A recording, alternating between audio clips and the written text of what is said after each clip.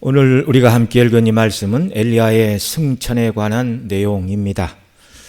죽음을 맛보지 않고 하늘에 올라가는 일, 누구나 경험할 수 있는 일은 아니고 오직 두 사람, 에녹과 엘리야에게만 하나님께서 허락하신 특별한 일이었습니다. 이 엘리야는 이스라엘에서 전례를 찾아볼 수 없는 극악한 우상숭배의 시대에 하나님의 살아계심과 그 영광을 드러낸 선지자였습니다. 정말 이런 선지자가 부르심을 받는다. 이것은 정말 특별한, 어떻게 보면 역사의 변곡점이 될 만한 그런 일이었죠. 자, 세상 모든 사람들이 다 이 땅에서 몸이 죽고 세상을 떠나지요. 그러나 말씀드린 엘리야와 에녹은 죽음을 맛보지 않고 하늘에 올라갔습니다. 이걸 너무 확대 해석을 해서 그 두 사람은 육체가 죽을 만한 죄를 범한 일이 없어서 하나님이 죽음을 맛보지 않게 하신가, 그렇게 해석하면 이제 큰일 나는 거죠.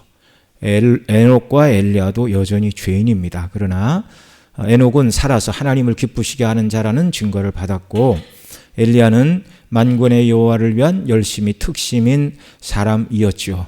이들만 하나님을 기쁘시게 한 게 아니라 다윗은 하나님 마음에 합한 자라 그런 칭호를 받았고, 또 선지자 사무엘도 그에 못지않은 경건한 사람, 욥도 그렇고 아브라함도 그렇고 허물이 없는 사람은 없지만 이 두 사람이 죽지 않고 하늘로 올라간 것을 그들이 행한 일에 대한 상급이다, 그렇게 이해를 하는 것은 온당하지는 않을 것입니다. 다만 이것을 통해서 우리에게 가르쳐 주시는 것은 대부분의 사람이 다 죽어서 이제 육체는 이 땅에 남고 썩어서 흙으로 돌아가니까 천국은 영으로만 가는가, 이런 생각을 할 수가 있잖아요. 그런데 산 사람이 육체의 죽음을 맛보지 않고 하늘에 하나님이 부르시는 일을 통하여 천국은 영으로만 존재하는 것이 아닌 그리스도의 부활과 그 부활에 잇대어 있는 저와 여러분이 부활의 몸으로 천국에서 살아갈 것을 예표적으로 보여주는 사건이다, 이렇게 우리가 이해를 해야 마땅할 것입니다. 물론 에녹과 엘리야를 하나님 데려가실 때 지금 그들이 입었던 낮은 몸, 우리가 입고 있는 낮은 몸과 에녹과 엘리야도 전혀 다를 바가 없어요. 그들도 역시 아담의 후손들이었습니다. 그런데 그 낮은 몸을 입고 하늘에 올라간 것은 아닐 것입니다. 왜냐하면 낮은 몸을 입고 하늘에 거할 수가 없어요. 이 몸을 입고 그대로 가면 하늘에서도 늙고 병들고 죽을 수밖에 없잖아요. 그러니까 하늘의 영광에 걸맞는 몸으로 변화시켜 주시고 하늘로 데려가셨다. 하늘에 입성하기 전에 어느 정도 하늘의 영광에 걸맞는 몸으로 바꿔주셨다, 그렇게 우리가 이해를 할 수 있습니다.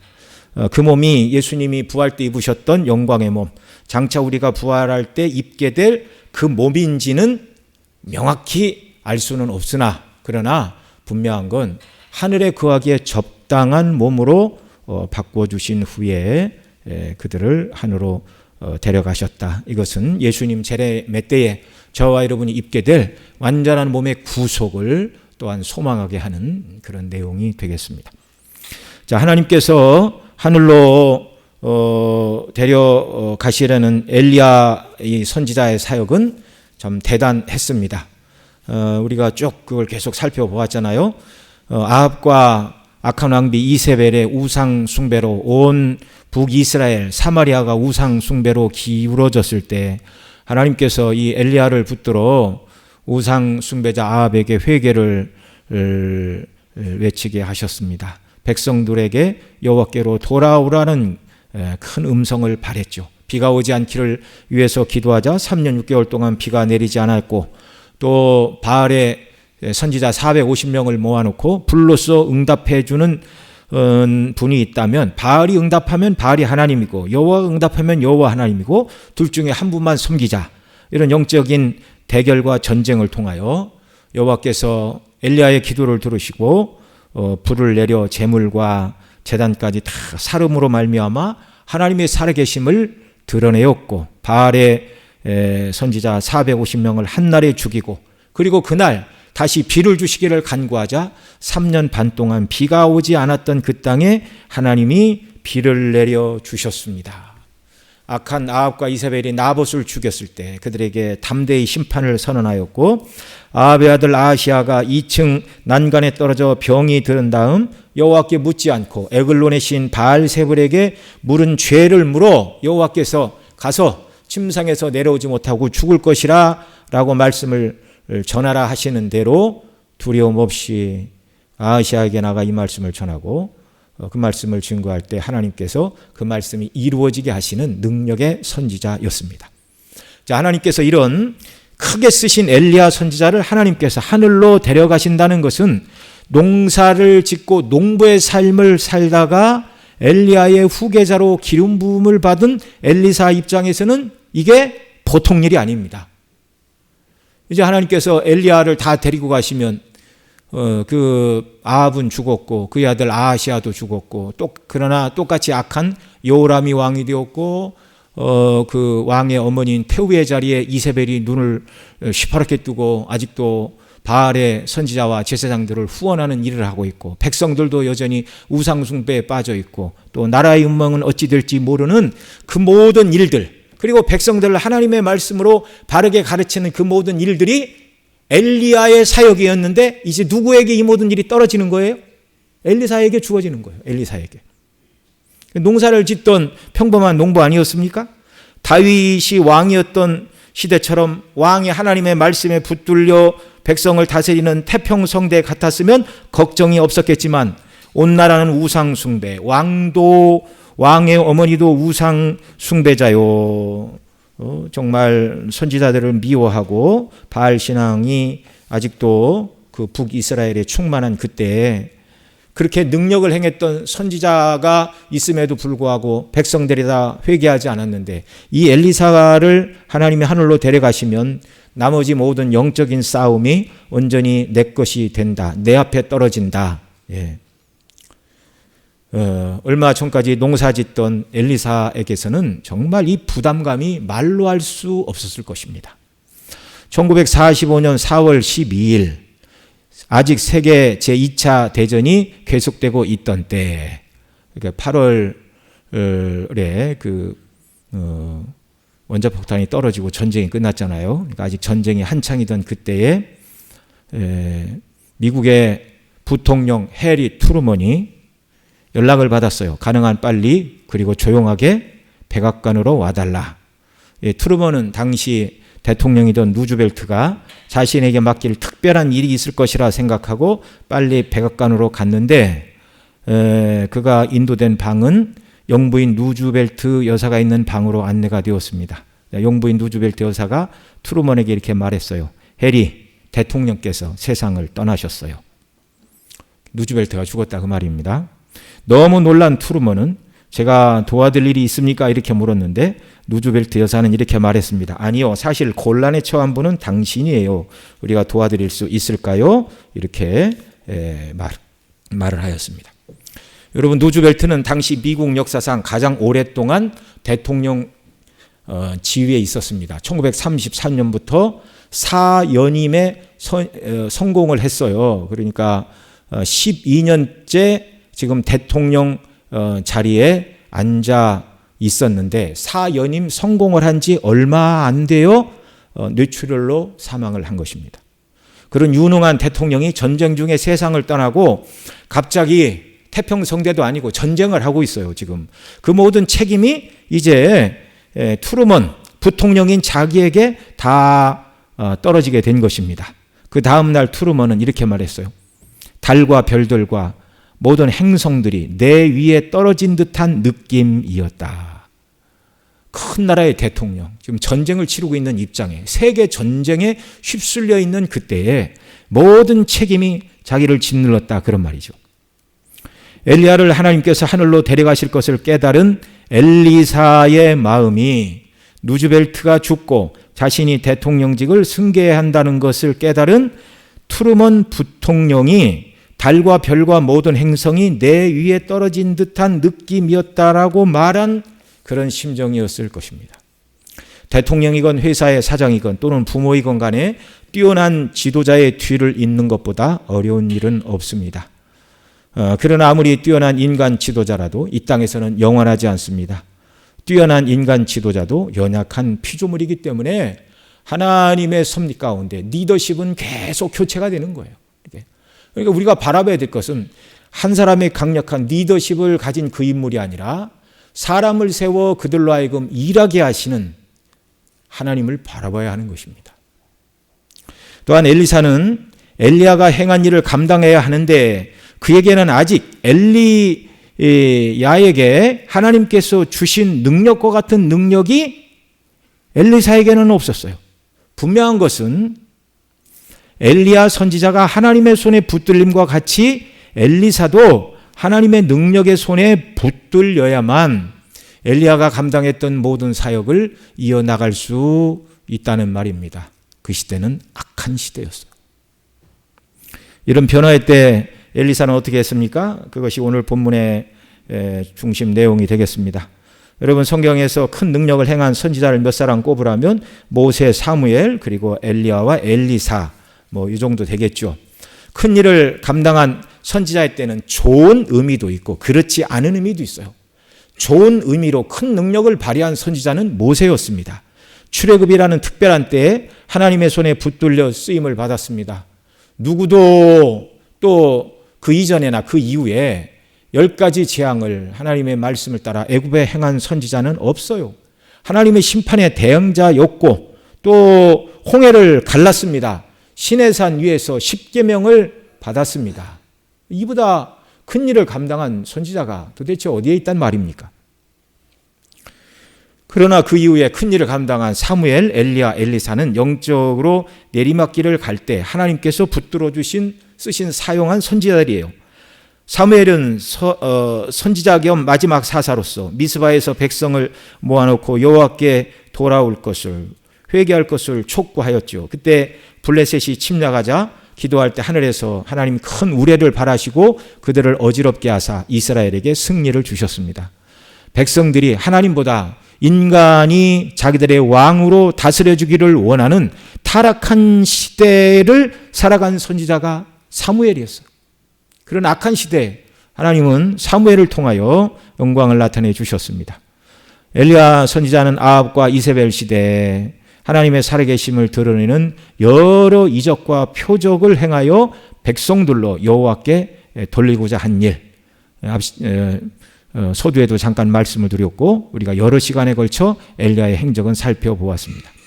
그리고 오늘 본문에 등장하는 엘리야의 승천 이후에 펼쳐질 엘리사 선지자의 사역도 엘리야 선지자 못지않게 수많은 능력을 행하던 시대였습니다.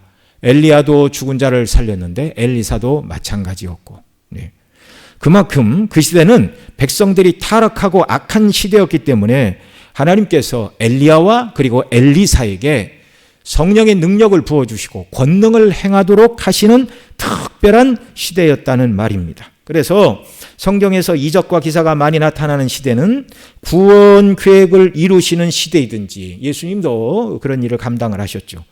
아니면 백성들이 여호와를 떠난 악한 시대여서 백성들로 하여금 하나님의 살아계심을 드러내 보여주고 여호와께로 돌아오라고 회개하는 그런 시대였다는 것입니다.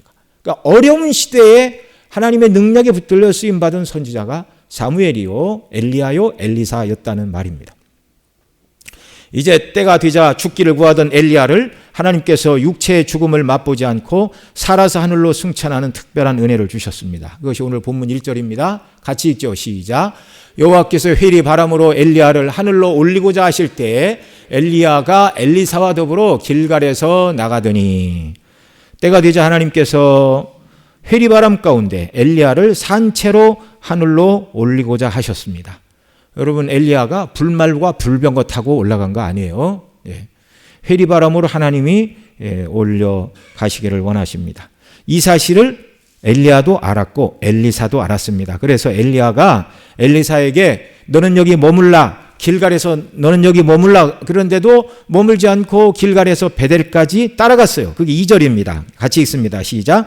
엘리야가 엘리사에게 이르되 청하건대 너는 여기 머물라. 여호와께서 나를 베델로 보내시느니라 하니 엘리사가 이르되 여호와께서 살아계심과 당신의 영혼이 살아있음을 두고 맹세하노니 내가 당신을 떠나지 아니하겠나이다 하는지라. 이에 두 사람이 베델로 내려가니. 엘리사는 뭔가 원하는 게 있었어요. 그냥 자기 스승을 하늘로 떠나보낼 수가 없었습니다. 그래서 헤어지지 않고 여호와께서 엘리야에게 너 혼자 길갈로 가라 그렇게 말씀하셨지만 자기 스승 엘리야와 헤어지지 않고 엘리사는 길갈에서 베델까지 동행을 하였습니다. 하나님께서 엘리야 선지자를 하늘로 데려가려 하신다는 것을 베델에 있는 선지자의 제자들도 알았습니다. 3절 같이 읽죠. 베델에 있는 선지자의 제자들이 엘리사에게로 나와 이르되 그에게 이르되 여호와께서 오늘 당신의 선생을 당신의 머리 위로 데려가시는 줄을 아시나이까? 예, 이 사실을 여리고의 선지자의 제자들도 알고 있어요. 5절 읽지요. 5절 여리고에 있는 선지자의 제자들이 엘리사에게 나와 이르되 여호와께서 오늘 당신의 선생을 당신의 머리 위로 데려가실 줄을 아시나이까? 예. 그러면 엘리사는 여호와께서 엘리야를 하늘로 하실 때에 계속 동행한 이유가 무엇이죠? 그 이유가 9절에 있습니다. 9절 같이 읽죠. 시작. 건너매 엘리야가 엘리사에게 이르되 나를 내게서 데려감을 당하기 전에 내가 내게 어떻게 할지를 구하라. 엘리사가 이르되 당신의 성령이 하시는 역사가 갑절이나 내게 있게 하소서 하는지라. 엘리사는 여호와께서 자기의 스승 엘리야를 하늘로 데려가시기 앞서서 엘리야가 승천한 후에 엘리야가 감당했던 사역을 감당하기 위해서는 성령의 역사가 자신에게도 꼭 임해야 된다. 그걸 깨달았고 그걸 구하였습니다. 엘리사의 표현을 빌리면 당신의 성령이 하시는 역사가 갑절이나 내게 있게 해달라 요청하였고 개역 한글에서는 갑절의 영감을 구하였어요. 당신에게 역사하는 갑절의 영감을 내게 부어주시기를 구하였습니다.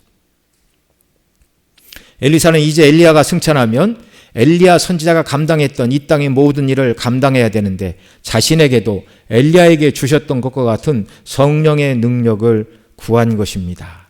갑절의 은혜를 구했습니다. 이제 모든 선지자의 제자들을 통솔하여 바른 길로 이끌고 악한 왕과 우상 숭배와 맞서 싸워야 되고 백성들을 바른 길로 지도하기 위해서는 엘리야에게 주셨던 성령의 역사의 갑절의 은혜, 갑절의 영감을 하나님이 내게 주셔야만 나는 이 일을 감당할 수 있습니다. 지금 이걸 요청하고 있는 것입니다. 여러분, 엘리사가 받기를 원했던 엘리야에게 임한 성령의 능력의 모습은 8절에 기록된 것과 같은 것이었습니다. 이것이 단적인 예로 보여지는 거예요. 오늘 본문의 8절 같이 읽죠. 시작.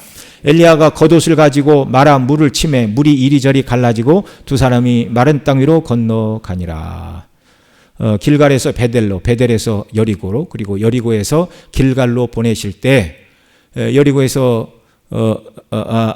여리고에서 길갈이 아니라 여리고에서 요단으로 건너가라 하실 때 요단강이 사이에 있잖아요. 그 요단강을 건너야 되는데 어떻게 건넜는가? 엘리야가 겉옷을 가지고 말아 물을 이리저리 치매 물이 갈라지자 두 사람이 마른 땅으로 건너갔다. 바로 이게 엘리야에게 역사하신 하나님의 성령의 역사였습니다. 여러분, 이런 일은 흔하게 일어나지 않았죠. 출애굽 당시 모세가 지팡이로 홍해를 가리키자 홍해가 갈라진 것과 같은 특별한 이적이었고, 여호수아 시대 여호수아가 법궤를 맨 제사장들로 하여금 요단물을 밟게 했을 때 요단물을 밟자 그러자 요단물이 멈춘 것 같은 이적이었습니다. 자, 지금은 백성들이 여호와를 배반하고 악한 왕과 그의 왕비 곧 왕의 어머니인 태후 이세벨이 존재하던 그 시기에 이런 성령의 능력을 덧입지 않고는 엘리야가 떠난 이후 사역을 감당하기 어려운 시대였습니다. 그래서 내게 갑절의 영감을 허락해달라고 강구하는 것이죠. 이 끈질긴 엘리사의 요청에 엘리야는 이렇게 대답을 합니다. 10절 같이 읽죠. 시작. 이르되 내가 어려운 일을 구하는도다. 그러나 나를 내게서 데려가시는 것을 내가 보면 그 일이 내게 이루어지려니와 그렇지 아니하면 이루어지지 아니하리라 하고. 자, 내가 어려운 일을 구한다. 이 말은 성령의 능력은 엘리야 선지자가 줄 수 있는 게 아니에요. 내가 줄 수 있는 거면 주지요. 내가 줄 수 없는 것을 구한다. 그 말이 어려운 것을 구한다. 그런 말입니다. 오늘날 은사주의자들이 자신이 기도하면 뭐 이런저런 은사를 자기가 나누어 주고 막 이렇게 하는 것처럼 말하는데 이건 은사를 주시는 성령 하나님을 모독하는 일입니다. 그렇게 말해서는 안 되는 거예요. 그러나 엘리야는 이렇게 말했습니다. 이어서 그러나 나를 내게서 데려가시는 것을 내가 보면 그 일이 이루어지다. 그렇지 않으면 이루어지지 아니하리라. 성령의 감동 가운데 엘리야 선지자가 엘리사에게 이렇게 말하고 있는 거예요. 하나님이 말하게 하심을 따라서. 성령의 능력은 성령께서 부어주시는 것이니 엘리야가 자기 마음대로 부어줄 수 있는 것이 아니었습니다. 그러나 하나님께서 기뻐하시면 나를 내게서 특별한 모습으로 데려가시는 모습을 보면 내가 원하는 것이 이루어질 것이다. 성령의 감동 가운데 또 하나님께서 엘리사가 원하는 것을 이루어 주시기를 소원하는 마음으로 엘리야는 이렇게 말했어요. 그러나 간절하게 갑절의 영감을 구하는 엘리사의 이 모든 행동을 지금 하나님이 다 보고 계시는 거예요. 그의 마음에 있는 간절한 소원, 자기 스승이 떠난 다음에 뒷감당, 뭐 표현이 좀 그렇죠. 엘리야가 감당했던 그 모든 일을 감당하기 위해서는 나에게 하나님의 성령의 역사, 엘리야에게 임했던 갑절의 영감이 없다면 불가능합니다라고 그 은혜를 간구하는 이 엘리사의 이 모든 것을 지금 하나님이 보고 계시는 거예요. 그런 은혜를 베풀어 주시기를 간구하는 엘리야의 마음을 보시고 또 그런 은혜를 받을 때까지 자기 스승을 떨어지지 않고 간절히 갈망하는 것. 엘리사가 하나님께 은혜를 간구하고 나아가는 방편은 자기를 불러 하나님 쓰시는 하나님의 종 엘리야를 의지하는 것. 그게 엘리야가 하나님을 의지하라고 주신 그 시대 주신 은혜의 방편입니다. 이를테면. 하나님께서는 엘리야가 원하는 갑절의 영감을 결국 부어주셨죠. 부어주신 것은 엘리사가 끝까지 그 능력을 소원하고 간구하고 받을 때까지 포기하지 않는 그런 아름다운 믿음의 모습을 보였기 때문이죠. 하나님께서 엘리야에게 내가 너를 하늘로 데려갈 것이니 엘리사는 여기에 머물라고 하라 하셨기 때문에 엘리야가 엘리사에게 너는 여기 머물라 여호와께서 나를 베델로 보내시느니라. 또 베델에서는 여리고로 보내시느니라. 너는 여기 있으라. 여리고에서는 또 나를 요단으로 보내시니 너는 여기 있으라. 그렇게 말할 때마다 절대로 당신을 혼자 보내지 않습니다. 라고 끝까지 동행한 이유예요. 갑절의 영감의 은혜를 간구하는 이런 열심을 지금 하나님이 보고 계셨다라는 말입니다. 여러분 간절히 원하는 것이 없다면 그 길을 계속 따라다닐 이유가 없죠. 그러나 엘리사는 엘리야가 없는 시대에 자신이 사역하기 위해서는 하나님께서 자신에게 엘리야에게 주셨던 성령의 능력을 갑절로 부어 주시기를 갑절의 영감을 더하여 주시기를 소원하였고 그것을 구하여 받을 때까지 포기하지 않고 끝까지 엘리야를 따라가며 구하였습니다. 그래서 길갈에서 베델로, 베델에서 여리고, 여리고서 요단까지 동행했던 이유가 그것이죠.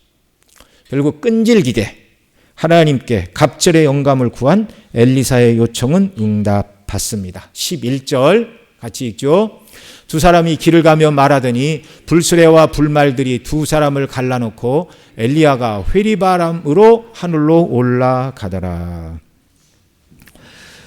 여호와께서 엘리야가 엘리사에게 말한 대로 나를 내게서 데려가시는 것을 보면 그 일이 이루어질 것이다 말하였는데 바로 하나님께서 엘리야를 엘리사에게서 데려가시는 이 모습을 봤어요.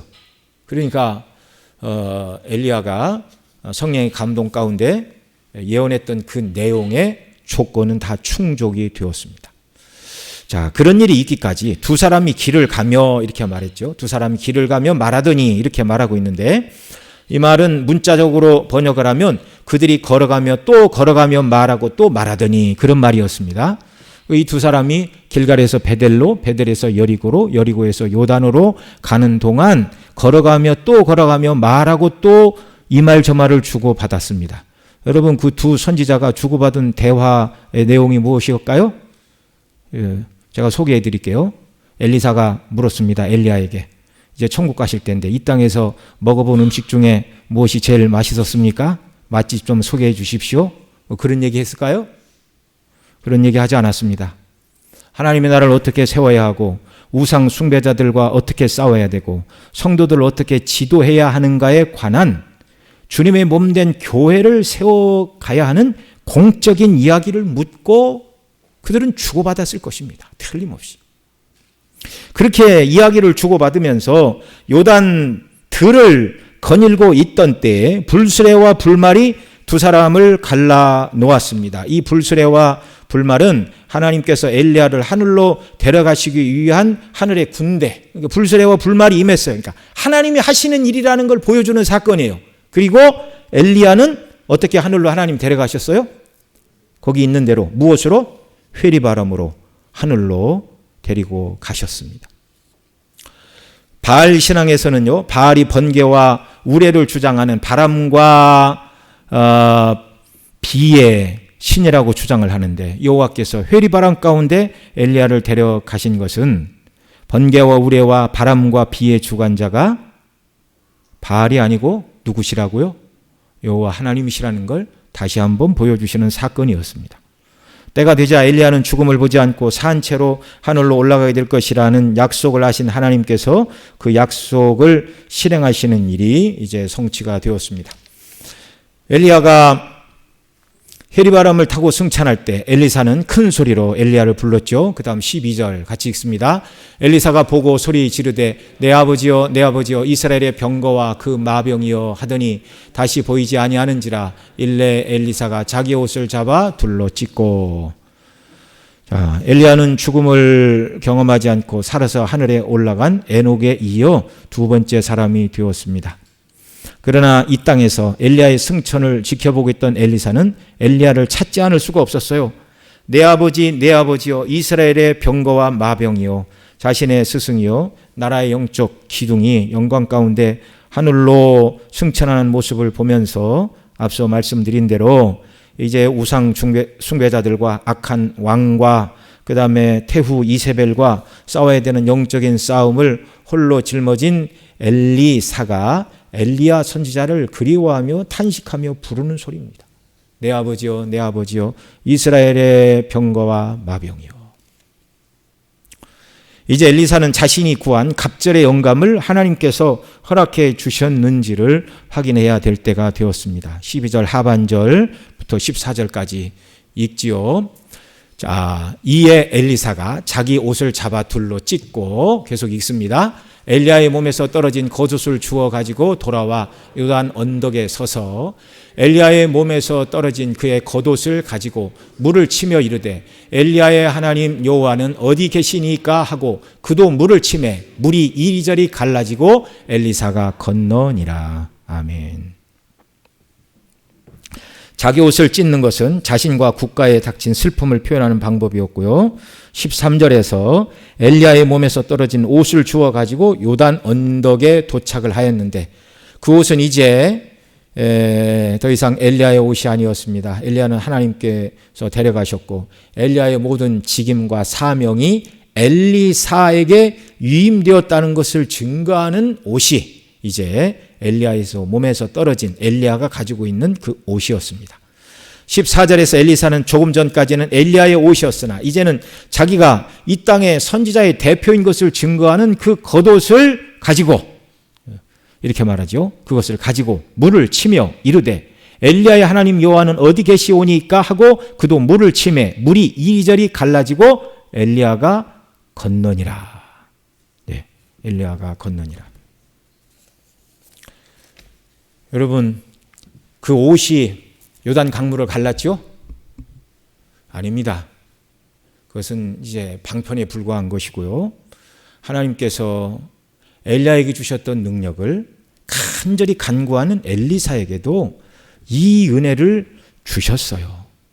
그래서 엘리야가 옷으로 요단 물을 칠 때 갈라지고 여리고에서 요단으로 건너갔습니다. 요단뜰에서 하나님께서 엘리야를 데려가신 다음에 다시 요단강을 건너 이제 사마리아로 돌아와야 되는 엘리사가 그 겉옷을 가지고 물을 칠 때 물이 갈라지는 은혜, 그가 하나님께 구하였던, 엘리사에게 그토록 하나님께서 주시기를 간구하였던 갑절의 영감, 2배의 성령의 역사를 구하고 간구한 대로 하나님께서 엘리사에게 허락해 주셨다는 것을 보여주는 사건입니다. 오늘 이 말씀은 일꾼으로 부르심을 받은 모든 하나님의 종들이 얼마나 하나님의 은혜를 소망하고 하나님의 능력을 덧입기를 소망하고 그것을 얻도록 구해야 하는지를 보여주고 계십니다. 부족한 종이 하나님 앞에 감사하고 또 우리 성도님들에게 감사하는 것은 우리 원로 목사님을 위해서 기도해 주시던 대로 부족한 종을 위해서 기도해 주심으로 주님이 맡겨주신 사명을 감당해 나아갈 힘과 은혜를 주께서 베풀어 주심을 인하여 감사를 드립니다. 목회는 사람 힘으로 할 수가 없습니다. 특히 저처럼 둔하고 연약하고 미숙한 사람은 할 수 없는 일입니다.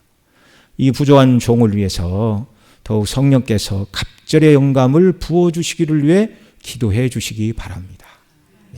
그것이 우리 성도님들에게 하나님께서 주신 숙제다. 늘 이런 마음을 가지시고 부족한 종을 위해서 또 우리 원로 목사님 더더욱 한국교회를 위해서 쓰임받는 일을 위해서 또 우리 교회에서 섬기시는 우리 이세영 목사님 또 유상진 목사님 믿음으로 잘 섬기고 성령 충만한 종들이 되기를 위해서 여러분도 기도해 주시기를 바랍니다. 또한 주님께서 귀한 사명을 맡겨주신 모든 일꾼들, 하나님께서 우리에게 맡겨주신 직임과 또 사명이 무엇이든지 간에 우리 모든 성도님들도 하나님 앞에 갑절의 영감을 부어주시기를, 지금보다 더 큰 성령의 감동과 역사와 영감을 허락해 주시기를 우리도 간구해야 하겠습니다. 그리고 하나님께서 주시는 힘과 능력과 성령의 능력과 감동 가운데 주시는 힘과 은혜에 따라 하나님 맡기신 모든 일들을 능력으로 감당해 나가는 저와 여러분 모두가 되시기를 간절히 소원합니다. 기도하겠습니다. 우리 함께 기도하겠습니다. 하나님 아버지, 갈수록 어려운 시대입니다. 영적으로 우리가 믿음으로 견고히 서게 하시고 정말 성령의 충만과 갑절의 영감을 우리에게 더하사 복음의 영광으로 우리가 견고히 서고 이 복음의 영광을 광포하며 나가는 우리 중심교회 모든 성도가 되게 하여 주옵소서. 또 기름 부어 세우신 종들에게 갑절의 영감을 더하여 주시기를 원합니다. 여러분 위해서 함께 기도해 주시기 바랍니다. 다 같이 기도하겠습니다. 사랑하시는 아버지 하나님, 이 시간도 저희들 주의 말씀 붙들고 기도합니다. 은혜를 베풀어 주옵소서. 정말 하나님께서 주님의 몸된 교회를 세워가시기 위하여 일꾼을 세우시고 능력 주시고 힘 주시고 붙들어 주시고 사용하여 주셔서 지금껏 하나님의 나라가 세워져 오고 있음을 믿습니다. 주님 은혜를 베풀어 주옵소서. 우리 교회 모든 성도님들에게 정말 믿음을 더하여 주시고 구원의 확신과 성령의 충만함을 더하여 주시고 하나님께서 맡기신 그 모든 일을 온전히 감당하는 데 필요한 갑절의 영감을 우리 모든 성도님들에게도 부어주시고 더하여 주시기를 원합니다. 또한 주의 종들에게 갑절의 영감을 더하여 주시옵소서. 우리 원로 목사님에게 날마다 이와 같이 갑절의 영감을 더하시고 부족한 종에게도 이와 같은 갑절의 영감을 더하시고 우리 이세영 목사님, 유상진 목사님에게도 갑절의 영감을 더하여 주옵소서.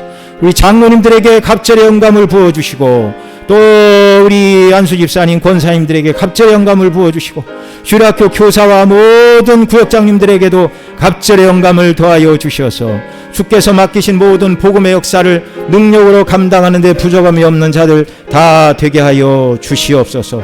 존귀하신 우리 구주 예수님의 이름으로 기도드리옵나이다.